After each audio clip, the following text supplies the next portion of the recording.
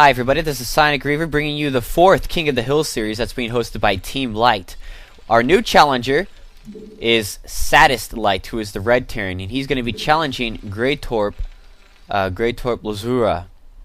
I don't know if I'm saying that right, but he's going to be the teal Terran at the top left. The map is Othello. We've been seeing a lot of Othello lately. That's just because it's such an awesome map. I could go on days and days about Othello, but I won't. You've probably heard enough about it from me already. Anyways, Othello is a TVT map. Now, I will be quite honest. I have not seen that many TVTs on this map. I've seen a few, and I've played a few myself personally, but in the Pro League, I have not seen any professional Pro League games on this map. So I can't really commentate too much, except for the 4GG versus Flash game I saw in here. That Flash did win, by the way. He went he countered 4GG's Wraiths with Goliaths and was able to do a counterattack. Those are cross positions though, but now we can see that Gretorp and Sadist are next door neighbors.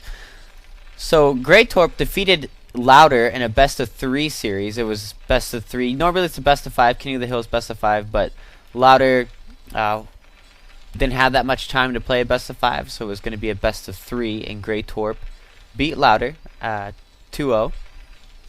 And now this is going to be a best of 5 series, so whoever wins the first 3 games is the winner. Ta-da! Of course, that's how it works. So we can see that Sadist scouting after his racks goes down, and we can see that Gretorp also putting his racks down. The reason why these Terran players are putting these racks in, you might think, well, that's an unusual location. Well, not really.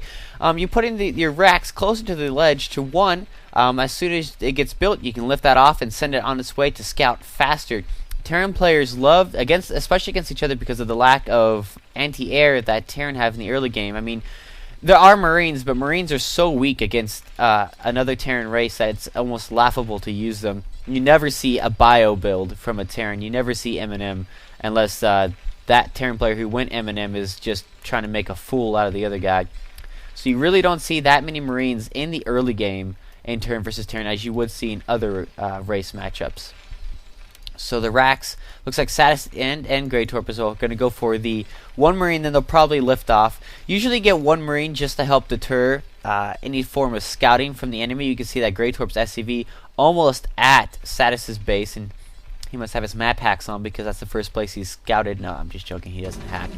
Marine going to start picking him off. Sadist now checking the bottom left location. No Gretorp, so now he knows that Gretorp is on the top left hand corner, trying to send an SCV up there. Marine going to hold position at that ramp.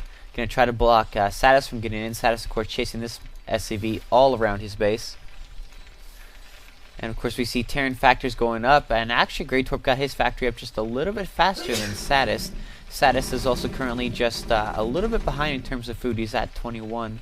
Well, Gretorp is now at 23. It looks like Gretorp built a second Marine, 3 Marines actually, and they're going to hold position at that ramp. That's going to prevent that SCV from getting up, and Sadist is going to have no idea what's going on inside of Gretorp's base. But seeing those 3 Marines is going to let Gretorp know, or Sadist know, I'm sorry, that he's produced those minerals for that Marine, so his Vulture could be slightly behind, or Siege Tank, or whatever kind of build that we're going to be seeing from Gretorp. A common build that we see TVT is usually either some kind of early harassment, and we can see Sadist, yeah, he's going for the harassment. I was going to say some kind of harassment, which is, as we can see here from Sadist 2 factories, he's going to go for very heavy Vulture production and try to harass. Or what we're seeing here from Gretorp, he's going to be very defensive and probably secure his natural expansion before, and then macro up and then pushing out. There is a starport with an add-on being put on. That's probably going to be for drops. Normally you don't get a control tower unless you're going for drops. It could be that he just wants to get cloak going while he's building wraiths, but this does not look like a wraith build at all. If it was going to be a wraith build, he wouldn't have built the minerals on a siege tank. Not really. He would have gotten it just a little bit later in order for a quicker starport. And we can see that Gretorp moving out into his natural expansion here. Sadist also building up. He's got Goliath's build. I totally missed that armory. That's my fault. So armory going up actually for Sadist. So Sadist going for a very strong multi-purpose units here. Goliath's very good against ground and air, and actually they could take out this Rax before Gretorp can, and Gretorp sent out his Marines to try to take out this Rax as well. And Gretorp forgetting about his Rax, not scouting any further, has not seen the 2 FAC or the armory. Sadist going for an expansion, using these forces to cover that. Gretorp going to be forced to pull back inside. He is getting Wraiths and Cloak going, so he is getting that starport firsthand to the control tower to get Cloak as fast as possible. Some Terrans like to go for a Wraith and then the starport add-on, or the control tower add-on. Not this time though. Sadist going to be able to take out this Rax, bringing his forces back. He's going to be able to take this out. There's nothing that Gretorp can really do about it. You can see Command Center already going down for Gretorp. He's going to start expanding himself. Of course, this Rax is going to see that, and Sadist is going to realize that he's going to be in a very, very good situation. Unfortunately, Gretorp revealing his Wraiths. Those Wraiths are going to help take out that Rax that much quicker, but that is going to alert Sadist that, Wraiths are in the vicinity. You can see Academy already going up. Second machine shop going down as well. So it looks like we might see a quick switch to siege tanks. Of course, with the siege mode being researched, that's why. Goliath's out in the field. No Goliaths left at home. 1 Goliath left at home to help try to deter any Wraiths. Those Wraiths do have Cloak. Academy just finished. No Comsat, no engineering bay. Comsats now being built at both command centers.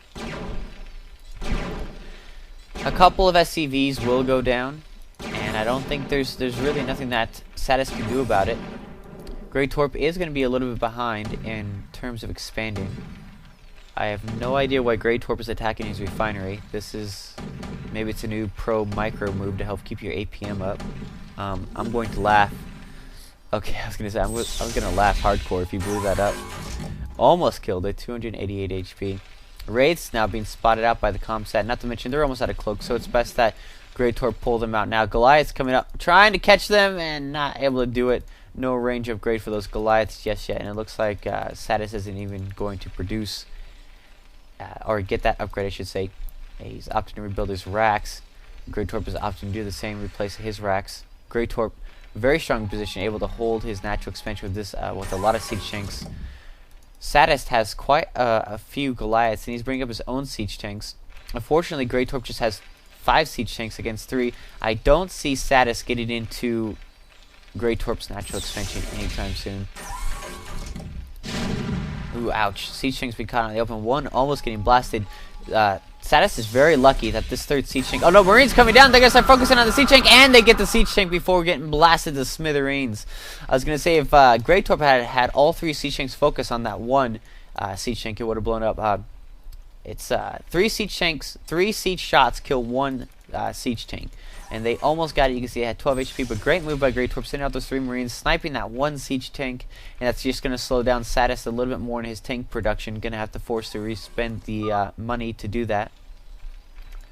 A lot of people leaving the game, so there might have been some lag issues there. Now you can see Gretorp slowly pushing out, slowly pushing. Sadist trying to reinforce with a few more siege tanks of his own. Gretorp has way more siege tanks than Sadist. Only 1 siege tank in range, though. It's going to get blasted before doing too much. Wraith's taking up defensive positions to stop any dropships.